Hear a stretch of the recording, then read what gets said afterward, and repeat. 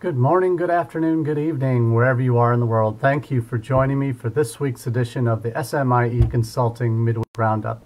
I'm your host, Marty Bennett, and this week on the Roundup we're going to be covering three important questions that we've been hearing international educators asking this past week. We're going to get to those in just a minute or two, but first want to give a particular shout out to all of you who are watching live on Facebook each Wednesday at 1 p.m. Eastern. It's a pleasure being here with you, connecting with you each day, each week, and discussing the issues of the day, and really getting some feedback from you on how these ideas and these topics are impacting what you do in your work. So very keen to get your feedback today as we go through these three major questions we've been experiencing this past week. Some of them are new spins on the same topics, but looking forward to hearing what you have to say and how this might be impacting you.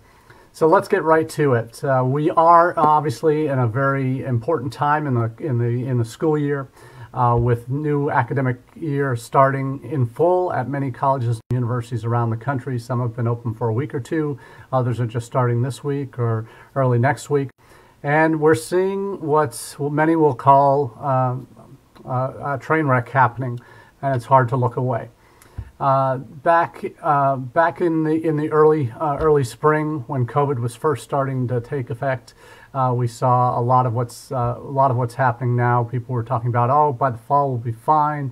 We're going to plan to be fully in person. A lot of universities made very bold predictions to that effect, and we're seeing the results of that kind of a strategy really being kind of laid bare before the world, with so many colleges this week that had gone fully in person now deciding to, because of huge spikes in COVID cases, with new students coming back on new and returning students coming to campus, off-campus parties, all of these wonderful things that typically happen in the college year, that have led to a number of colleges so far that had opened in person going fully online already because of these spikes in cases. We'll get to some of those specific questions in a little bit in our second question, but want to get to the implications first of what COVID has done to our profession, particularly international admissions, when we talk about how we are connecting with future students and talking about how we live our daily lives from our home offices now. I've had my own home office for 4 years since we moved here to Findlay, Ohio. I've really spent a lot of time in my business, obviously with working with individual colleges and other service providers, dealing with the kinds of issues of virtual meetings and virtual recruitment. So this is something that is not old hat, but certainly something I'm very comfortable with. And having an approach towards international recruitment these days has to involve some sort of virtual means like Zoom.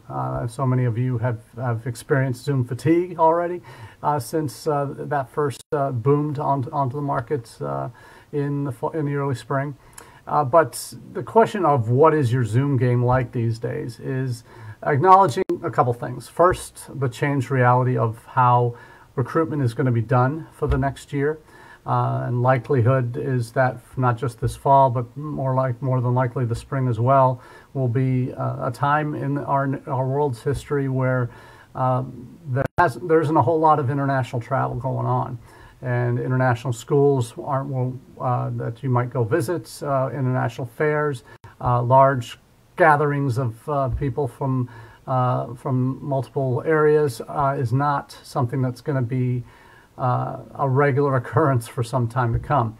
So using this kind of a tool, a Zoom game, is really an important piece of your overall puzzle. Whether it's Zoom or another platform, it's just I'm using that as an example. Obviously, we're not on Zoom today. We're using Facebook as our platform to reach you, but we can repurpose Zoom videos in other formats as well.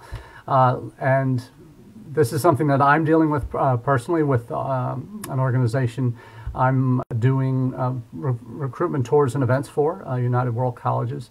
There has been physical recruitment tours that I originally was going to be doing this September that some of you who I know well have been aware of, that these were going to be tours to schools in Europe and Asia throughout September, visiting 14 different schools and taking a group of about 10 to 15 U.S. colleges around to those schools. Back in April, it became pretty clear we would not be able to fully subscribe those tours because people weren't committing, and because the realities of what we're seeing now is that international travel, recruitment travel, is not a reality that we're going to be seeing anytime soon. So people had to look for alternatives. And when we quickly pivoted to, on the recruitment side, these same schools are not going to be having visitors, physical visitors, to their campuses around the world this year. So how are schools in the U.S. going to be reaching them? And obviously virtual fairs is something I've had experience with going back to my days at Ball State University in Indiana in 2005 and 6 when we arranged these through our state consortia, Destination Indiana.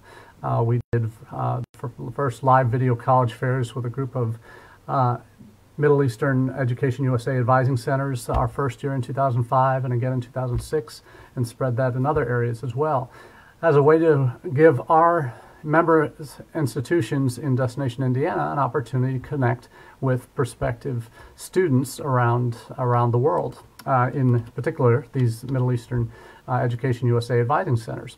So that was how we first started out back in early 2005 with an event geared specifically to recruit international students through virtual means. I'd be on one end of my computer or video conferencing software that would allow me to show a video, to maybe demonstrate a website that was important for our audiences to see. Technology has evolved some since then, 15 years ago, that we now find ourselves in an environment where there are multiple platforms that students and institutions can use to reach each other and connect. But things that, if you haven't been doing them significantly as part of your previous recruitment strategies as it relates to international students, if you haven't already been practicing a lot with the technology, with the tools that are available to you, there's more of a chance for missteps. And some lessons learned maybe from those that have been doing it a while. When it comes to Zoom, there's a couple of articles that I'll be sharing here in a minute. One from Inside Higher Ed this past week that talks about Roadrunners don't Zoom, and maybe kind of makes a little over-the-top call on how doing your entire recruitment this fall via Zoom is not going to be a productive way to do what you do. Certainly it shouldn't be the only thing, but certainly things like Zoom or virtual meetings that's through whatever platform do need to be an essential part, because you do still need to connect with your student audiences. Personally, either you and or your student workers and or current students on campus, faculty, whoever it might be, are still going to want those opportunities to connect with future students. And that's something that you want to provide the opportunities for to your target audiences, to your whether it's your on-campus audiences or your prospective audiences. They need to be having these virtual connections since the physical ones won't be possible. International admissions folks are already a little bit more geared towards this already, because there are many colleges, in fact the majority of colleges in the United States do not do overseas recruitment. And they have to rely on what I've and many have called in the business traditional armchair recruitment to do that, to really bring in their students, international students, to their campuses. Aside from the colleges that have relied heavily on recruiting international students within the United States, where there's a domestic population that is well over 100,000. 150,000 almost international students that are currently in the United States studying either at high schools, English language programs, community colleges, that may be a potential market for U.S. institutions.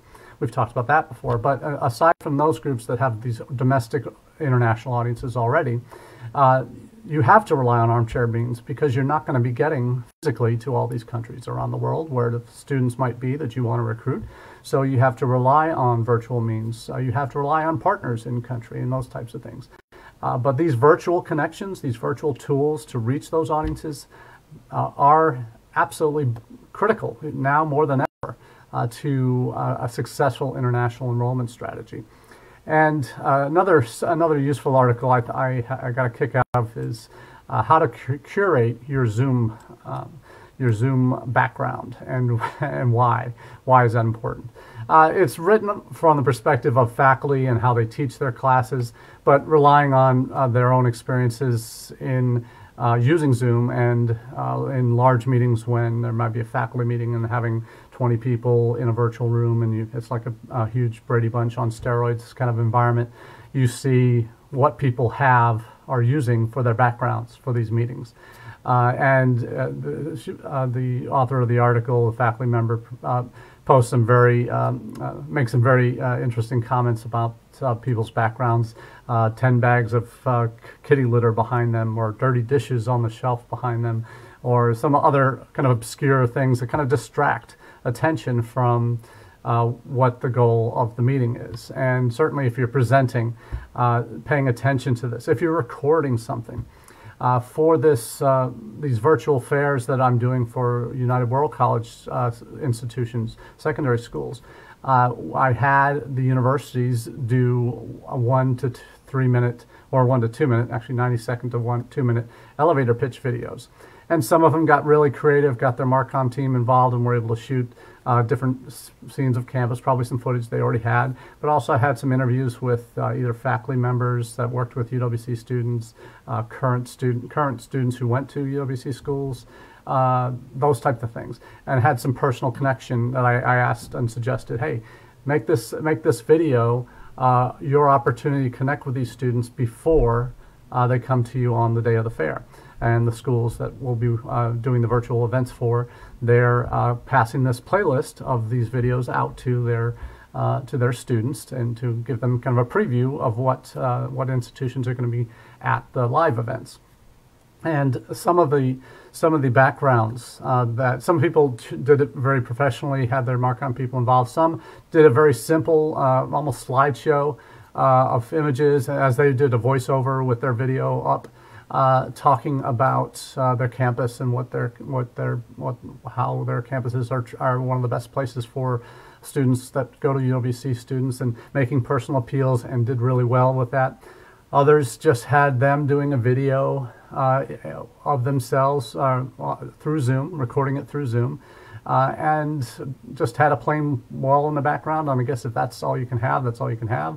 But I made the suggestion, have a pennant or a table banner that you might use at a college fair, have that on as a backdrop for you, something to allow a visual connection with your institution and you speaking, so that when the student sees your video, they can make that connection and so on. Some schools did it. Some U.S. colleges took advantage of that advice. Some didn't. And some people cut their heads off when they were doing their videos. You only see like from their forehead down to just below their chin. Others just had some bad lighting. So there are things that you really need to pay attention to when you're doing these kind of virtual meetings. I'm fortunate enough with this backdrop here. When I knew I was going to be doing these midweek roundups a couple of years ago, I invested in a professional photo backdrop frame that I could drape these kinds of images over. That's a real backdrop of an old map. I've got a few others that I use on occasion for different events. But paying attention to these kinds of things, attention to the detail, that is really important, I think, as you if you're going to use virtual tools, whatever the platform may be, Zoom or otherwise, is making sure that it represents well, and there aren't a lot of distractions other than what you have in your backdrop. That's you see these folks that get interviewed on TV now have these significant bookshelves with books that they've written and positioning on these things. So you see that they've actually spent some time thinking about what that needs to look like. So it's interesting to see how people do or do not maximize their opportunities for exposure when it comes to live events like this. So I say that with a little bit of a tongue-in-cheek when I talk about some of the things that I've seen that I certainly wouldn't do myself now. But That's why when you have these kind of events, midweek roundups, when we talk about these things, I make recommendations. And I really want to be a solutions-driven kind of resource for institutions, and talking about the kinds of things that make sense for your campus and ways that you can use tools to maximize your impact with your prospective students. So that's where I'm coming from. As we talk through some of these issues, we oftentimes can get a little sidetracked on just going down some rabbit holes on topics, but really my focus always comes back to solutions. And when we go to the next question for this week, we talk about how can colleges reopen safely. Reopening it covers a lot of different things when we think about reopening. And we've been fortunate enough to have the Chronicle has had their own version of college reopening plans. They did their own for a while of input they were getting directly from institutions. Now they partnered with Davidson College in North Carolina to get a much broader perspective. Nearly 3,000 institutions are covered in this, that on an ongoing basis on where they are in the spectrum of fully in person to fully online and everywhere in between. So the fully in-person numbers have been decreasing steadily, where they're at about 2.5%, so very few colleges are in that market. 20% now, according to this most recent list, it's updated daily, are primarily in person, and I've wondered if that may be even going down even further, as some of these other schools that we've seen, we alluded to in the intro, have already closed after less than a week to 10 days, already going back fully online. So 20% are in that category as of Monday. Hybrid was 15%, primarily online, 27%, fully online, 6%. Still 24% TBA, so I'm really curious about that group and where they're going to fall. Certainly falling in the primarily online, at most hybrid at this point, is where I think the greater majority of institutions are going to end up. Now, as we've talked about it over the last couple of weeks, this poses incredible challenges for new international students coming in, because they already have the prohibition on online only for new international students. Returning students can be enrolled in online only, but new internationals cannot come into the United States for the first time and begin a fully online program. When they come to the border, this is what we talked about a little bit last week. If they were issued a visa at a time when their institution was still planning a hybrid or in person, and now they're gone in that interim three weeks before they get to campus, and they enter the United States right after their college has decided to go fully online, they are now technically should not be admitted to the United States, and I would guess the majority would be sent home if that issue comes up. And I don't think that CBP officers have a running list of those institutions and what their current policies are. I doubt they would.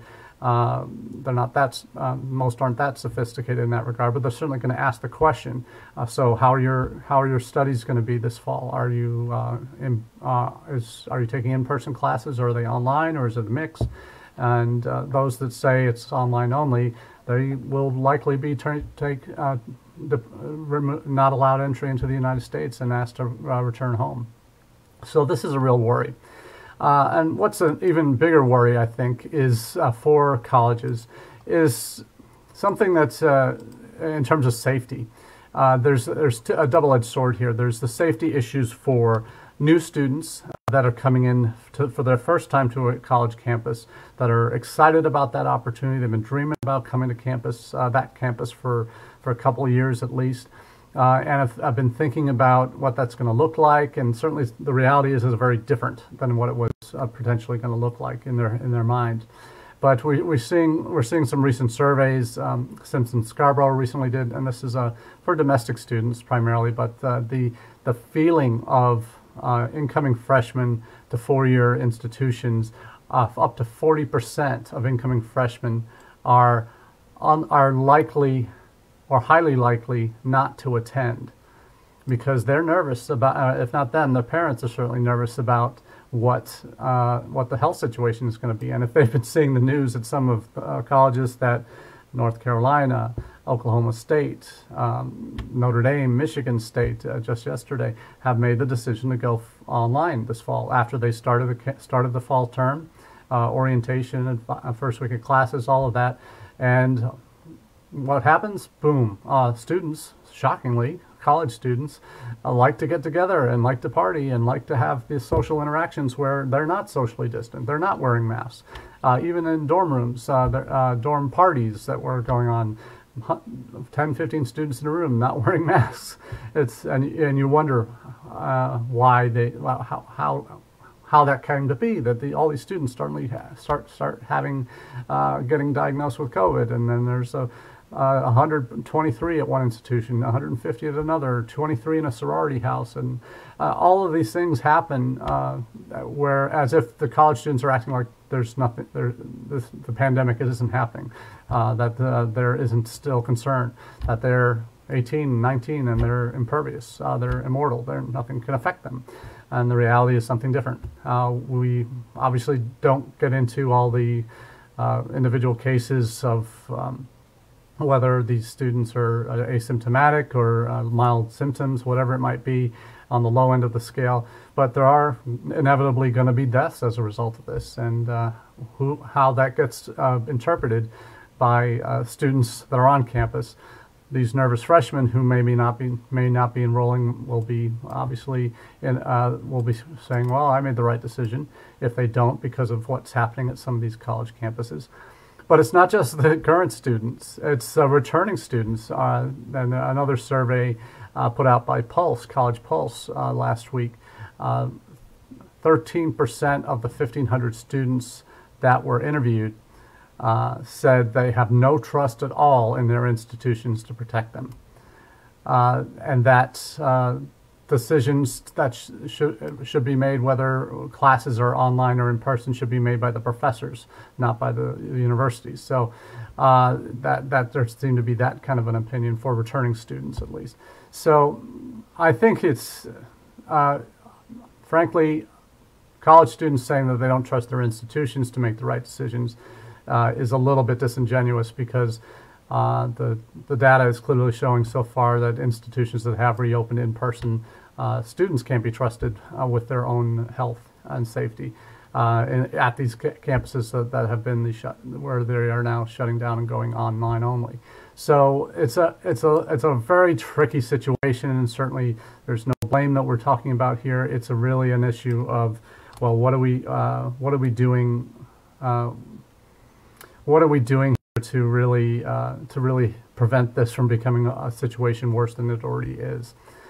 So there's a lot of issues here, obviously, with reopening now, and we're seeing kind of the worst case scenario being realized at a number of these schools that had made the decision to be even hybrid, where you have some in-persons, mostly online, but having students physically coming back to campus and what that looks like.